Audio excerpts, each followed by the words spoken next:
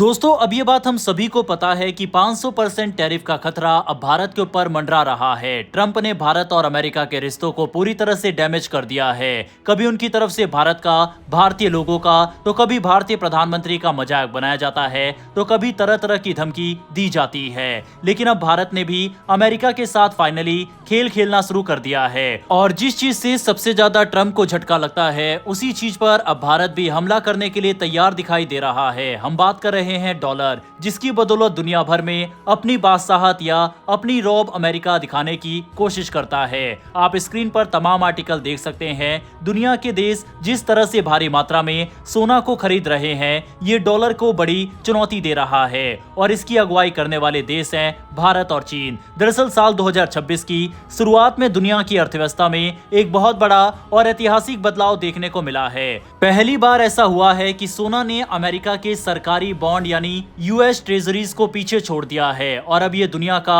सबसे बड़ा foreign reserve asset बन गया है। ये खबर सिर्फ पैसों से जुड़ी नहीं है, बल्कि ये बताती है कि दुनिया अब किस पर भरोसा कर रही है। आज दुनिया के अलग अलग देशों ने सेंट्रल बैंकों के पास जमा सोने की कुल कीमत करीब $4 ट्रिलियन तक पहुंच गई है। वहीं अमेरिका के सरकारी बॉन्ड्स की वैल्यू लगभग $3.9 ट्रिलियन रह गई, यानी करीब 30 साल बाद 1996 के बाद पहली बार सोना फिर से सबसे ऊपर आ गया। इस बदलाव की सबसे बड़ी वजह है सोने की कीमतों में जबरदस्त तेजी। साल 2025 में गोल्ड की कीमत करीब 70% से ज्यादा बढ़ी। दिसंबर के आखिर में सोना कुछ समय के लिए $4500 प्रति औंस तक पहुंच गया। 2026 की शुरुआत में भी गोल्ड मजबूत बना हुआ है। सवाल यह है कि आखिर सोना इतना महंगा क्यों हो गया? इसका जवाब है दुनिया में बढ़ती अस्थिरता। पूरे साल 2025 में मिडिल ईस्ट में हालात लगातार खराब होते गए। युद्ध, हमले और तनाव के कारण निवेशकों और सरकारों को डर लगने लगा कि कहीं हालात और ना बिगड़ जाए। जब भी दुनिया में डर बढ़ता है, लोग और देश ऐसे एसेट की तरफ भागते हैं जो सबसे सुरक्षित माना जाता है और वो है सोना। इसके साथ साथ अमेरिका के अंदर भी हालात पूरी तरह स्थिर नहीं रहे। कभी कर्ज की सीमा पर बहस, कभी टैक्स और ट्रेड पॉलिसी में बदलाव, इन सब बातों ने डॉलर और अमेरिकी बॉन्ड्स पर भरोसे को थोड़ा कमजोर किया। अमेरिका का कुल कर्ज $38 ट्रिलियन से ऊपर चला गया, जिससे कई देशों को डर लगने लगा कि भविष्य में जोखिम बढ़ सकता है। इसी डर की वजह से दुनिया के कई देशों के सेंट्रल बैंकों ने तेजी से सोना खरीदना शुरू कर दिया। खासकर एशिया और पूर्वी यूरोप के देशों ने सबसे ज्यादा गोल्ड खरीदा। अकेले 2025 में सेंट्रल बैंकों ने 1100 टन से ज्यादा सोना अपने रिजर्व में जोड़ा। उनके लिए सोना सिर्फ निवेश नहीं बल्कि एक सुरक्षा कवच है। आज की तारीख में दुनिया भर के सेंट्रल बैंकों के पास कुल मिलाकर करीब 36,000 से 37,000 टन सोना जमा है। अब गोल्ड का हिस्सा दुनिया के कुल रिजर्व में करीब 25 से 27% तक पहुंच गया है, जो अपने आप में एक रिकॉर्ड है। पहले जहां ज्यादातर देश डॉलर और बॉन्ड्स पर निर्भर थे, अब वे धीरे धीरे सोने की तरफ झुक रहे हैं। इस बदलाव की कई वजह है। पहली, डॉलर पर पूरी तरह निर्भरता कम करना। दूसरी, बढ़ती महंगाई और सरकारी कर्ज से बचाव। और तीसरी, युद्ध और प्रतिबंधों के खतरों से सुरक्षा।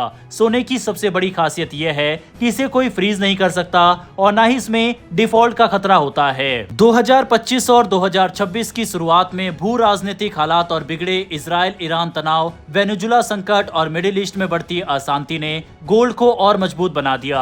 जब दुनिया को लगता है कि हालात काबू से बाहर जा सकते हैं, तो सोना सबसे भरोसेमंद सहारा बन जाता है। हालांकि इसका मतलब ये नहीं है कि डॉलर खत्म हो गया है। आज भी अमेरिकी डॉलर दुनिया की सबसे बड़ी रिजर्व करेंसी है और करीब 45 से 58% विदेशी मुद्रा भंडार डॉलर में ही है।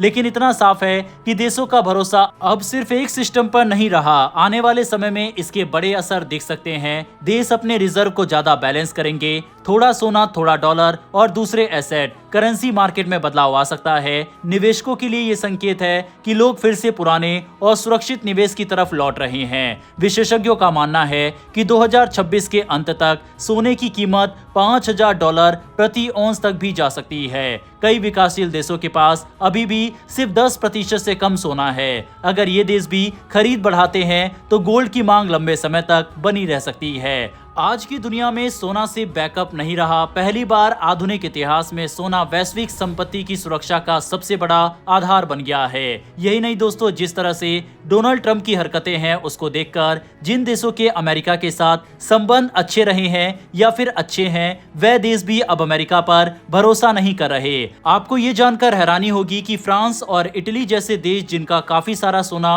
अमेरिका के अंदर पड़ा है, वह भी अपने सोने को तेजी से अमेरिका से बाहर निकाल रहे हैं। ये अमेरिका के ऊपर से कम होते ट्रस्ट को दिखाता है। इतना ही नहीं, अब दुनिया के कई देश अमेरिका से अपनी निर्भरता को लगातार कम कर रहे हैं और आगे चलकर अमेरिका के लिए ये बहुत बड़ा झटका होने वाला है। पोलैंड, तुर्की, चीन, ब्राजील जैसे देशों ने तेजी से अपने गोल्ड रिजर्व बढ़ाए हैं। भारत भी पीछे नहीं है। आरबीआई लगातार गोल्ड जमा कर रहा है ताकि देश का फॉरेक्स रिजर्व ज्यादा सुरक्षित रहे। यहाँ तक कि दुनिया की सबसे बड़ी निवेश कंपनियां भी अब अमेरिकी बॉन्ड्स छोड़कर गोल्ड और एशिया जैसे मार्केट्स की तरफ बढ़ रही है। ये इशारा साफ है, बड़े खिलाड़ी भविष्य का खतरा देख रहे हैं। अब एक बहुत जरूरी बात समझिए, ये बदलाव रातों रात नहीं हुआ है, ये धीरे धीरे बना है। पहले देशों ने सोचा थोड़ा गोल्ड बढ़ा लेते हैं, फिर सोचा थोड़ा डॉलर कम कर लेते हैं और अब हालात ऐसे हैं कि गोल्ड ने डॉलर को पीछे छोड़ दिया है। यही वजह है कि आज अमेरिका के फैसले पहले से ज्यादा सख्त और अनप्रिडिक्टेबल लगते हैं, क्योंकि जब ताकत खतरे में होती है तो डर फैसलों में दिखने लगता है। लेकिन इतिहास यही बताता है कि कोई भी करेंसी हमेशा राजा नहीं रहती। ग्रीनलैंड का मुद्दा हो, जापान, ताइवान या फिर यूक्रेन का मुद्दा हो या कनाडा को दी गई धमकी, भारत के ऊपर लगाए गए भारी टैरिफ और फ्रांस जैसे बड़े देश के राष्ट्रपति का मजाक, ट्रंप ने ये जो हरकतें की है, ये अमेरिका को बुरी तरह से आगे चलकर बैकफायर करने वाला है और जिसकी शुरुआत अब हो गई है। भले ही अमेरिका के सामने से ये देश एक्शन ना ले रहे हो, लेकिन पीछे से सभी देशों ने योजना बना ली है। आपको याद होगा कि जब भारतीय विदेश मंत्री डॉक्टर एस जयशंकर फ्रांस पहुंचे थे, उस दौरान भारतीय विदेश मंत्री और फ्रांस के राष्ट्रपति दोनों ने ये बात कही कि हमें नए अलायंस की जरूरत है, क्योंकि ताकतवर देश अपनी मनमानी करते हैं। ये साफ इशारा है कि वर्ल्ड ऑर्डर अब तेजी से बदलने वाला है। आने वाले समय में इससे जुड़ी और भी कई बड़ी डेवलपमेंट होने वाली है। वैसे दोस्तों, अगर कल अमेरिकी डॉलर कमजोर होता है तो सबसे पहले कौन सा एसेट सबसे ज्यादा फायदा उठा सकता है? कमेंट में बताइएगा। ऑप्शन है share market, crypto currency, gold या रियल एस्टेट। चारों में से सही जवाब कमेंट बॉक्स में लिखकर बताइएगा। सही जवाब को मैं हर्ट दे दूंगा। 26 में कई नए विवाद जन्म लेने वाले हैं। यूरोपीय कंट्रीज भारत की तरफ शिफ्ट हो रही है, जबकि अमेरिका से दूरी बना रहे हैं। अमेरिका अपने डिफेंस बजट को बढ़ा रहा है और आने वाले समय में काफी कुछ बड़ी खबरें सामने आने वाली है और ये खबर हम आपके लिए ऐसे ही लेकर आते रहेंगे। अगर आपको डिफेंस और वर्ल्ड अफेयर से जुड़ी ऐसी वीडियो पसंद है तो नीचे दिए गए सब्सक्राइब बटन को प्रेस कर बेल आइकन को जरूर दबा लें। फिर मिलेंगे ऐसी एक नई वीडियो के साथ। धन्यवाद। जय हिंद, जय भारत।